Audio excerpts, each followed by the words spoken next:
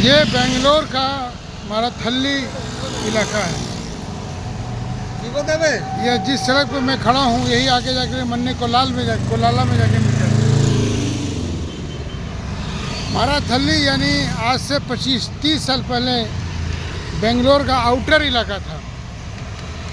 एक तरह से मजदूरों की ये बस्ती थी जो सबसे उपेक्षित, और बेंगलोर सिटी का कहीं से भी इसमें अस्तित्व में नहीं था। मगर जैसे जैसे बेंगलोर की आबादी बढ़ती गई, शहर बढ़ता गया और इसके फैलाव के चलते ये माराथली इलाका गांव नहीं बल्कि एक शहरीकृत गांव तो हो चुका है, मगर अब ये एक शहर का ही रूप ले गया है। वो बेंगलोर 37 है पिन कोड नंबर इसका। एक तरफ रेलवे ट्रैक है और दूसरी तरफ ये कॉलोनी जो बेंगलोर का ही हिस्सा है, और ये फ्लाईओवर जो है वो बाहर तक चली जाती है। इस तरह अगर देखें तो ये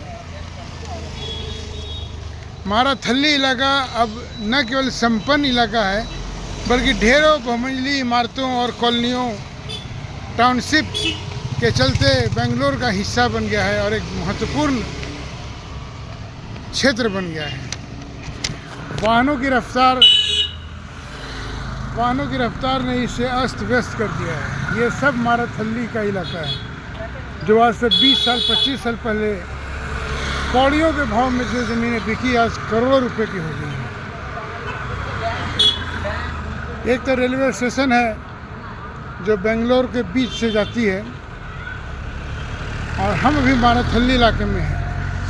बेंगलोर का ये डिजिटल सिटी या सिलिकॉन सिटी नहीं है, ये कोई गांव की तरह है। जैसे दिल्ली में भी 250 गांव हैं, दिल्ली में 350 गाँव का अस्तित्व है, लेकिन अभी भी 200 गांव हैं।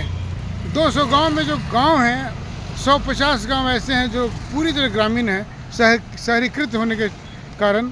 जैसे नजफगढ़ हो गया, नांगलोई हो गया, उसी तरह का एक गांव है। शहरीकरण के बीच में इसका गंवईपन भी बचा हुआ है।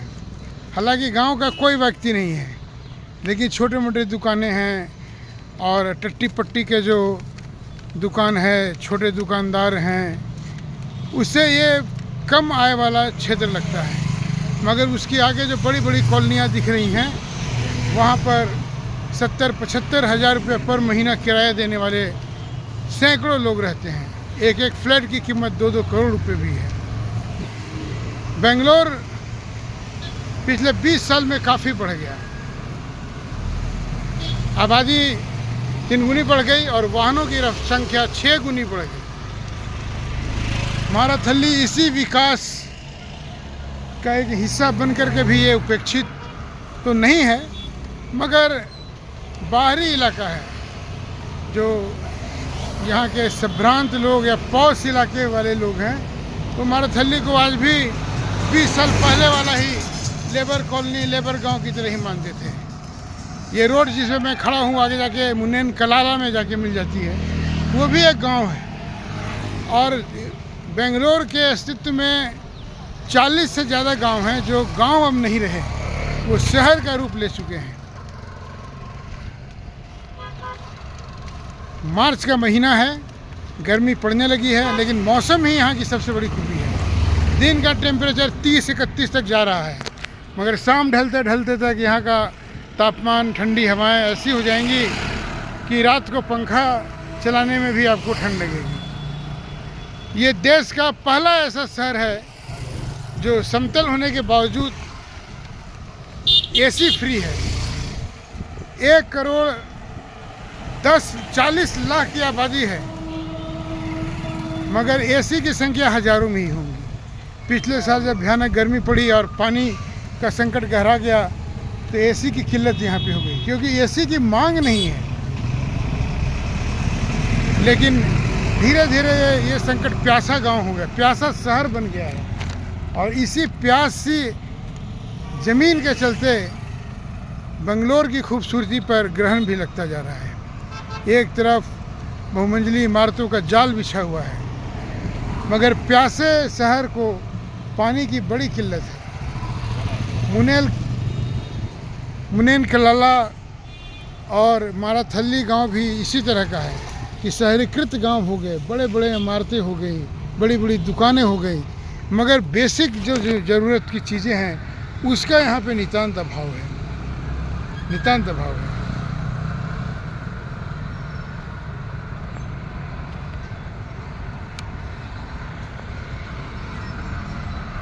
ये फ्लाईओवर है जो शहर और बाहर का इलाके को जोड़ती है, और आपके सामने जो बड़ी बड़ी इमारतें दिख रही है, एक से अपार्टमेंट हैं जिसकी कीमत 2-2 करोड़ रुपए है।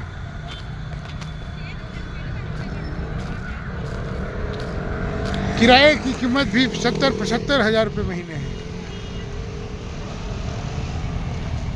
बेंगलोर शहर का यह गांव, यह इलाका देखने से ही आपको उपेक्षित सा लगेगा।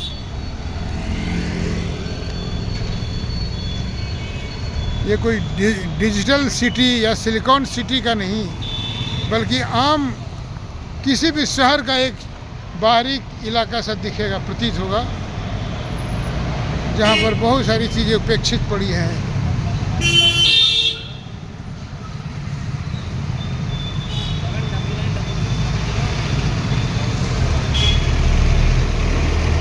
माराथली बेंगलोर से मैं अनामी।